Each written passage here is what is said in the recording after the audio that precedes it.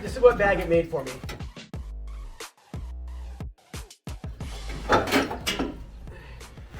So this, in its original form, was all like this pipe down here.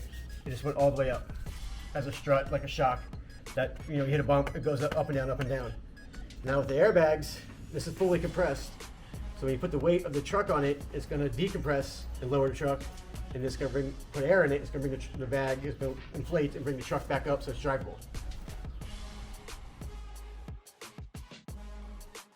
They're actually quite known in the lowrider game, and I started just beating the streets, asking people where can I get it done, where can I get it done, and luckily they're local for me, and they signed right up to do it.